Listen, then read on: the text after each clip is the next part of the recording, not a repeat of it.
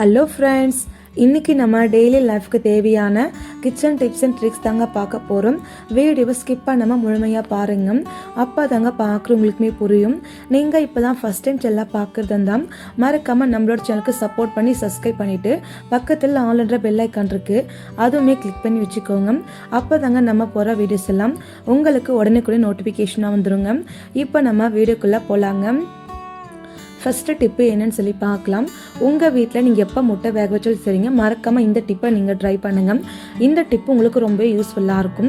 First ஒரு பாத்திரம் எடுத்துக்கலாங்க. ஒரு சொம்பளுக்கும் மட்டும் தண்ணி சேர்த்துக்கிட்டேன். அதுக்கப்புறம் உங்கள் வீட்டில் யூஸ் பண்ண லெமன் தூள் கீழே மட்டும் தூக்கி போடாமல் இது போல் நீங்கள் யூஸ் பண்ணிக்கலாம். நான் லெமன் தூள் போட்டுக்கிட்டேன். ஒரு கொஞ்சம் போல் மட்டும் கல்லுப்பு நான் சேர்த்துக்கிட்டேங்க. அதுக்கப்புறம் நீங்கள் எத்தனை முட்டை வேக வைக்கிறேன்னு நினைக்கிறீங்களோ அத்தனை முட்டையை நல்லா நீங்கள் கழுவிட்டு அதுக்கப்புறம் நீங்கள் முட்டையை இந்த பாத்திரம் உள்ளுக்குள்ளே போட்டு ஒரு 10 நிமிஷம் போல் நீங்கள் முட்டையை வேக வச்சு எடுத்துக்கலாங்க. முட்டை நல்லா கொதிக்கும் போது பார்த்தீங்கன்னா ஒரே ஒரு முட்டை கூட உடஞ்சி போகாது. அது மட்டுமே இல்லாமல் நீங்கள் லெமன் சோளை சேர்த்து வேக வைக்கிறதுனால முட்டை ரொம்ப சீக்கிரமாக வெந்துடும், முட்டை உடஞ்சி போகாது. அந்த பாத்திரம் க்ளீன் பண்ணுறதுக்கு ரொம்ப ஈஸியாக இருக்கும். நம்ம நிறைய பேருக்கு தெரியும், முட்டை வேக வச்சு அந்த பாத்திரம் பார்த்தீங்கன்னா ஒரு மாதிரி வெள்ளை அழுக்கு பிடிச்ச மாதிரி ஆகிடுங்க. அந்த மாதிரி வெள்ளை படிஞ்சு போச்சு நம்ம க்ளீன் பண்ணாலும் க்ளீன் ஆகாது. ஆனால் யூஸ் பண்ண லெமன் தூளை போட்டு நீங்கள் முட்டை வேக வச்சிங்கன்னா முட்டையோட அழகாக கலந்துரும், முட்டை உடஞ்சி போகாது. அந்த பாத்திரம் ரொம்ப ஈஸியாக க்ளீன் பண்ணிக்க முடியும். கண்டிப்பாக இந்த டிப்பை நீங்கள் ட்ரை பண்ணுங்க. இந்த டிப்பு உங்களுக்கு ரொம்ப யூஸ்ஃபுல்லாக இருக்கும். இப்போ பாருங்கள், 2-3 முட்டை உரிச்சிட்டு காமிக்கிறேன். ஒரு கொஞ்சம் கூட முட்டை உடஞ்சி போகாமல் ரொம்ப சூப்பராக கலந்து வந்துருங்க. இப்போ நம்ம எல்லா முட்டையும் வேக வச்சு எடுத்துக்கிட்டோம். கட்டாயம் இந்த டிப்பு உங்களுக்கு ரொம்ப பயனுள்ளதாக இருக்கும். ட்ரை பண்ணுங்கள். அடுத்த டிப்பு என்னன்னு சொல்லி பார்க்கலாங்க. உங்கள் வீட்டில் நீங்கள் எப்போ மீன் வாங்கிட்டு வந்தாலும் சரிங்க, முடிஞ்சிருக்கு வீட்டில் மட்டும் மீன் வாஷ் பண்ணாமல் வெளியில் வச்சு நம்ம மீன் வாஷ் பண்ணிக்கலாங்க. ஏன் நீங்கள் பார்த்தீங்கன்னா வீட்டில் நம்ம மீன் வாஷ் பண்ணிட்டாலே 2 நாள் அந்த வாசனை போகாமல் இருக்கும். அதனால முடிஞ்சிருக்கே நம்ம வெளியில் வச்சு வாஷ் பண்ணிக்கலாங்க. ஃபஸ்ட்டு ஒரு பாண்டியில் நீங்கள் தண்ணி ஊற்றிக்கலாங்க. வாங்கிட்டு வர மீனை நீங்கள் அந்த பாண்டியில் நீங்கள் கொட்டிக்கணும். அதுக்கப்புறம் ஒவ்வொரு மீனை நீங்கள் எடுத்து அது உள்ளுக்குள்ளே பார்த்தீங்கன்னா எக்ஸ்ட்ரா கழிவு எல்லாமே இருக்குங்க. ஒரு மாதிரி தோல், அதுக்கப்புறம் ரத்தமாக ஒரு ஈரல் மாதிரி இருக்குங்க. அது எல்லாமே நம்ம தூர தூக்கி போட்டுடணும்.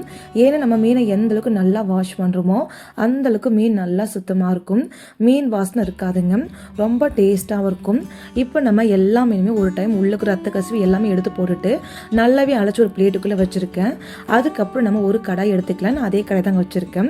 இந்த கடாய்க்குள்ளே பார்த்தீங்கன்னா மீன் வாஷ் பண்ணுறதுக்காக ஃபஸ்ட்டு நீங்கள் ஒரு 1/2 கப் அளவுக்கு ராகி மாவு நம்ம சேர்த்துக்கலாம். அதுக்கப்புறம் 1 ஸ்பூன் அளவுக்கு மஞ்சள் தூளும் 1 ஸ்பூன் அளவுக்கு நீங்கள் சால்ட்டு சேர்த்துட்டு கை வச்சு நம்ம நல்லா மிக்ஸ் பண்ணிக்கலாம். இது போல் நல்லா நம்ம மிக்ஸ் பண்ணி விட்ட பின்னாடி நம்ம கழுவி வச்சிருக்க மீன் இருக்குல்லையே எல்லாமே எடுத்து நீங்கள் ஒவ்வொரு மீனாக இது ஃபுல்லாக நீங்கள் அப்ளை பண்ணி விட்டுக்கலாம். அப்போல்லாம் நீங்கள் எல்லா மீனும் இதுக்குள்ளே கொட்டிட்டு ஒரு டைம் கை வச்சு எல்லா பக்கம் நீங்கள் புரட்டி விட்டுக்கலாங்க. ஆனால் நான் எப்போதுமே பார்த்தீங்கன்னா ஒவ்வொரு மீனாக எடுத்துகிட்டு ஒவ்வொரு மீன் மேலே கொஞ்சம் ராகி மாவு அப்ளை பண்ணி இது போல் நான் தேய்ச்சி விட்டுட்டேன்னா அந்த மீன் பார்த்து ரொம்ப சுத்தமாக இருக்கும். அந்த மீன் வாடர்க்காத மீன் உள்ளுக்குள்ளே எங்கேயாச்சும் ரத்த கசிவு தன்மை இருந்தாலும் எல்லாமே போயிடும். இப்போ நம்ம மீன் ஃபுல்லாகவே ராகி மாவு எல்லா பக்கம் அப்ளை பண்ணியாச்சு. அதுக்கப்புறம் நீங்கள் பார்த்தீங்கன்னா எப்போதும் போல் தண்ணி ஊற்றி நீங்கள் ஒரு டைம் இல்லைங்க 2 டைம் நல்லா வாஷ் பண்ணிவிட்டு அதுக்கப்புறம் நம்ம ஒரு பிளேட்டுக்கு மாற்றி வச்சுக்கலாங்க. இப்போ பாருங்கள், நான் மீனை 2 டைம் மட்டும் நல்லா நான் வாஷ் பண்ணி எடுத்துக்கிட்டேன். மீன் ஃபஸ்ட்டு பார்த்ததுக்குமே இப்போ பார்த்ததுக்குமே எந்த அளவுக்கு ஃப்ரெஷ்ஷாக இருக்குது பார்த்தா உங்களுக்கே தெரியும். இப்போ நம்ம இன்னொரு வாட்டி வாஷ் பண்ண போகிறோங்க. அதுக்காக நீங்கள் பார்த்தீங்கன்னா அந்த மீனை நம்ம சைடில் வச்சுக்கலாம். சைடில் நீங்கள் வச்சு விட்ட பின்னாடி முன்னாடி நம்ம எடுத்துலையே பாண்டில் அதுவுமே நம்ம எடுத்துக்கலாங்க. அதை எடுத்துகிட்டு நீங்கள் எப்போதும் போல் நீங்கள் தண்ணி பிடிச்சிக்கலாங்க. அதுக்கப்புறம் பார்த்தீங்கன்னா ஒரு பாதி லெமன் எடுத்துக்கலாங்க. பாதி லெமன் எடுத்துகிட்டு நீங்கள் பார்த்தீங்கன்னா அந்த லெமன் ஜூஸை மட்டும் நீங்கள் அந்த தண்ணிக்குள்ளே அப்படியே நீங்கள் டேரெக்டாக பிழிஞ்சு விட்டுக்கோங்க. அதுக்கப்புறம் எப்போதும் போல் நம்ம மீனை நம்ம போட்டுக்கலாங்க. மீனை நீங்கள் தண்ணிக்குள்ளே போட்டு ஒரு டைம் நல்லா அழைச்சிட்டு தண்ணி இல்லாமல் உதிரி எடுத்து ஒரு பிளேட்டுக்குள்ளே மீனை மட்டும் எடுத்து வச்சுக்கலாங்க. இது போல் நீங்கள் மீன் க்ளீன் பண்ணி பாருங்கள். மீன் வடை சுத்தமாக இருக்கவே இருக்காது. நம்ம எந்த அளவுக்கு மீனை பார்த்து க்ளீன் பண்ணுறோமோ அந்தளவுக்கு நம்ம வீட்டில் பெரியவங்க குழந்தைங்க எல்லாருமே கேட்டு வாங்கி சாப்பிடுவாங்க. அந்தளவுக்கு சுத்தமாக இருக்கும், நல்லா டேஸ்ட்டாக இருக்கும். கண்டிப்பாக உங்கள் வீட்டில் எப்போ மீன் வாங்கிட்டு வந்தாலும் இது போல் நீங்கள் க்ளீன் பண்ணி பாருங்கள். அடுத்த டிப்பு என்னன்னு சொல்லி பார்க்கலாம். உங்கள் வீட்டில் நீங்கள் எப்போ சாம்பார் செஞ்சாலும் சரிங்க, மறக்காமல் இந்த டிப்பை நீங்கள் ஃபாலோ பண்ணுங்கள். நான் இன்றைக்கி பருப்பு பார்த்து நான் நல்லா க்ளீன் பண்ணிட்டு குக்கருக்குள்ளே சேர்த்துட்டேன். ஒரு 1/4 ஸ்பூனுக்கு நம்ம வெந்தயம் சேர்த்துக்கோங்க. அப்போ தாங்க சீக்கிரமாக பருப்பு சாம்பார் கெட்டு போகாமல் இருக்கும். அதுக்கப்புறம் இது கூடவே நீங்கள் பார்த்தீங்கன்னா முக்கியமாக 2 டீஸ்பூனுக்கு நீங்கள் சிறு பருப்பு நீங்கள் சேர்த்துக்கணுங்க. சிறு பருப்பு சேர்த்து எப்பவும் போல் நீங்கள் சாம்பார் வச்சிங்கன்னா அந்த சாம்பார் நல்லா டேஸ்ட்டாக இருக்கும், நல்லா கெட்டித்தன்மை இருக்கும், சீக்கிரமாக கெட்டு போகாது, சீக்கிரமாக வெந்தும் வந்துடும். வந்துடும். ரொம்ப ரொம்ப டேஸ்ட்டாகவும் இருக்கும். கண்டிப்பாக இந்த டிப்புமே உங்களுக்கு ரொம்பவே யூஸ்ஃபுல்லாக இருக்கும். மறக்காமல் நீங்களும் ஒரு வாட்டி ட்ரை பண்ணி பாருங்கள். அடுத்த டிப்பு என்னன்னு சொல்லி பார்க்கலாங்க. நம்ம வீட்டில் கொஞ்சமாக உளுத்தம் பருப்பு வாங்கி ஸ்டோர் பண்ணாலும் சரிங்க, அதிகமாக நம்ம உளுத்தம் பருப்பு ஸ்டோர் பண்ணி வச்சாலும் சரிங்க, அந்த உளுத்தம் பருப்புக்குள்ளே சீக்கிரமாக பார்த்தீங்கன்னா வண்டு விழுந்துருங்க. அந்த மாதிரி வண்டு விழுகாமல் இருக்குன்னா மறக்காமல் இந்த டிப்பை நீங்கள் ஃபாலோ பண்ணுங்கள். ஃபஸ்ட்டு ஒரு பிரியாணியில் நீங்கள் உளுத்தம் பருப்புக்குள்ளே போட்டுக்கோங்க.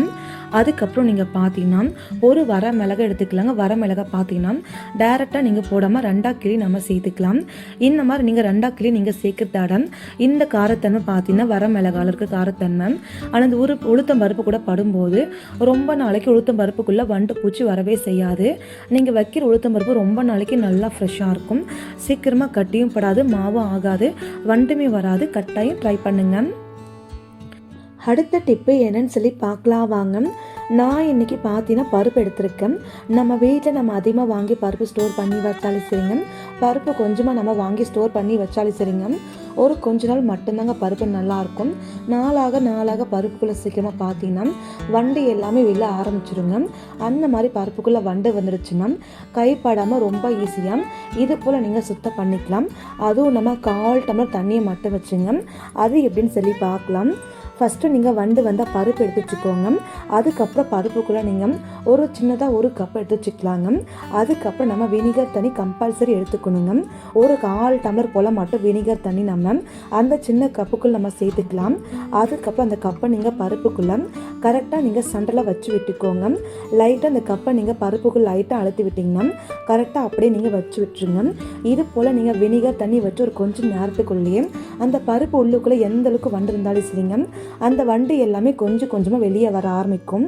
அந்த மாதிரி வண்டு வெளியே வர ஆரம்பிக்கும் போது டைட்டாக மூடி போட்டு க்ளோஸ் பண்ணிவிட்டு ஒரு 1/2 மணி நேரம் போல் நீங்கள் அப்படியே விட்டுக்கோங்க. இப்போ பாருங்கள், ஒரு 1/2 மணி நேரம் போல் ஆகிடுச்சு. இப்போ நம்ம மூடியை ஓப்பன் பண்ணிக்கலாம்.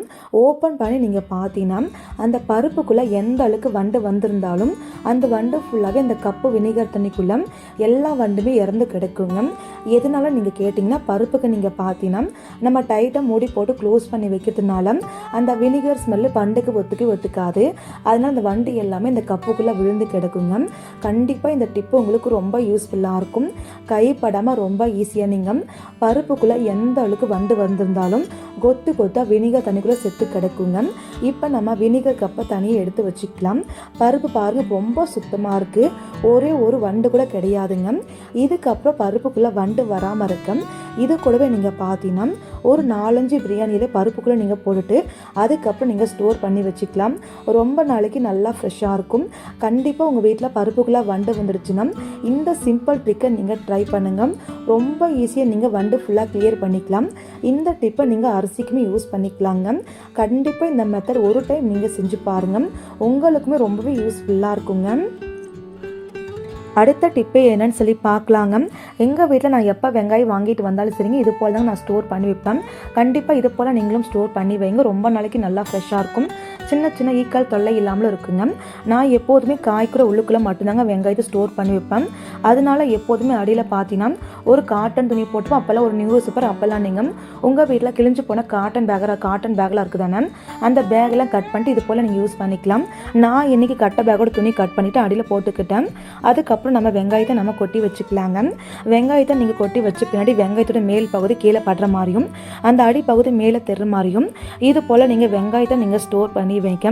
இந்த மாதிரி நீங்கள் பண்ணும்போது ரொம்ப நாளைக்கு வெங்காயம் கெட்டு போகாது, நல்லா ஃப்ரெஷ்ஷாக இருக்குங்க. அதுக்கப்புறம் நீங்கள் பார்த்தீங்கன்னா வெங்காயம் நம்ம வீட்டில் வச்சாலும் சரிங்க, சின்ன ஈக்கள் தொலை ரொம்ப அதிகமாக இருக்கும். அந்த மாதிரி ஈக்கள் அவாய்ட் பண்ணுறதுக்கு இந்த டிப்பை நீங்கள் ட்ரை பண்ணுங்கள்.